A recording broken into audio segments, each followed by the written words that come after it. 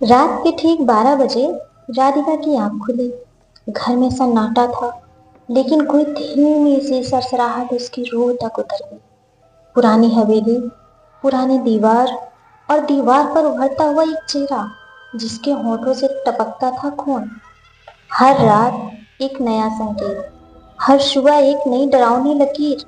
वो अकेली थी और हवेली उसे निगल रही थी। नमस्कार दोस्तों, HKP5 टेल्स में आपका स्वागत है। इस कहानी को सुनने के लिए बने रहिए हमारे साथ। रात के ठीक 12 बजे राधिका की आंख खुली।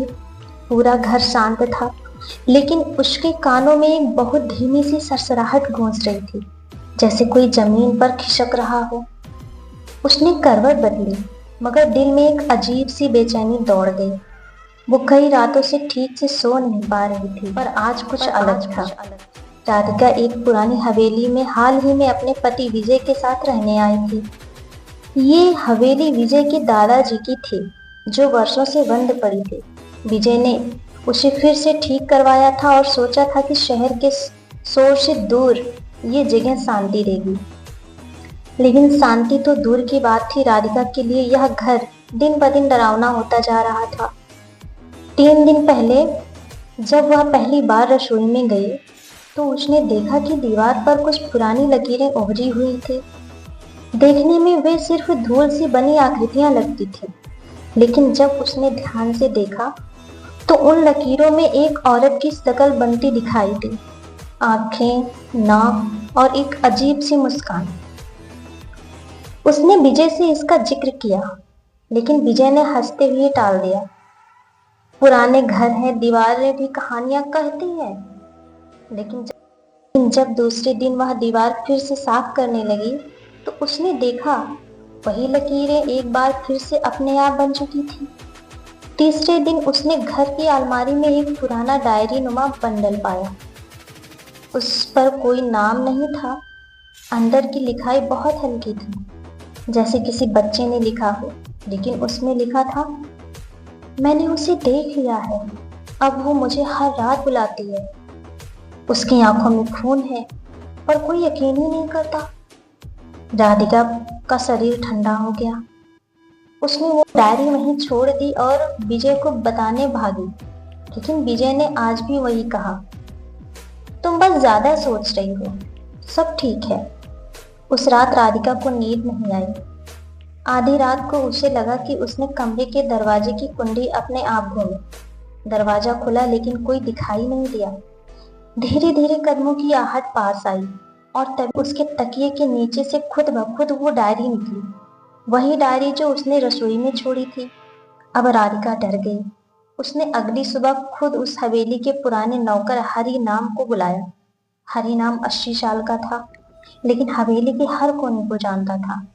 राधिका ने सारा किस्सा बताया। हरि नाम की आंखें फैल गईं। उसने धीरे से कहा, बिटिया, उस कमरे में मत जाया करो जहां की दीवारों पर वो लकीरें बनती हैं। क्यों? राधिका ने कांपते आवाज में पूछा। क्योंकि उस कमरे में कभी विजय के दादाजी की दूसरी पत्नी रहती थी। कोई उसे पसंद नहीं करता था। कहते हैं कि वो टोना टोटका करती थी। एक दिन वो अचानक गायब हो गई। आखिरी बार दीवार पर उसके खून से लिखे शब्द मिले, मैं लौटूंगी। राधिका के पैरों तले जमीन खिसक गई। उसने विजय से फिर कहा, हमें इस घर को छोड़ देना चाहिए। लेकिन विजय गुस्से में आग बबूला हो गया। अब ये मत कहना कि तुम भी उसी बकवास पे यकीन करने लगी हो, सब कहानियां हैं। अगली रात राधिका की आंख फिर 12 बजे खुली। इस बार उसके सामने दीवार पर सिर्फ लकीर नहीं थी, बल्कि एक चेहरा उभरा था। आंखें लाल, बाल बिखरे हुए और होठों से खून टपक रहा था। वो चिल्लाई, लेकिन आवाज बाहर नहीं गई। वो बिस्तर से भागी, लेकिन कमरे का दरवाजा अपने आप बंद हो गया। तभी दीवार पर वो चेहरा धीरे धीरे बाहर आने लगा, जैसे किसी कांच के पीछे कोई खड़ा हो और अब वो पार आ रहा हो। राधिका बेहोश हो गई। सुबह जब विजय जागा तो देखा राधिका बिस्तर पर नहीं थी। सारा घर छान डाला, लेकिन वो नहीं मिली। सिर्फ एक जगह उसी दीवार पर अब एक नई आकृति बनी थी और उसमें अब दो चेहरे थे, एक महिला और उसके पास एक नई महिला जिसकी शक्ल हूबहू राधिका से मिलती थी। विजय पुलिस के पास गया, पूरे इलाके में खोजबीन हुई, लेकिन राधिका कभी नहीं मिली। हरिनाम ने उसी शाम आखिरी बार विजय से कहा, बाबूजी, वो अब सिर्फ दीवार की नहीं रही, अब वो इस हवेली की आत्मा बन चुकी है।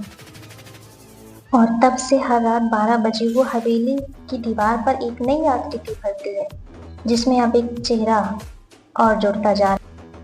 कहते हैं अब हवेली खुद जिंदा है और राधिका, वो अब हवेली नहीं बल्कि डर बन चुकी है।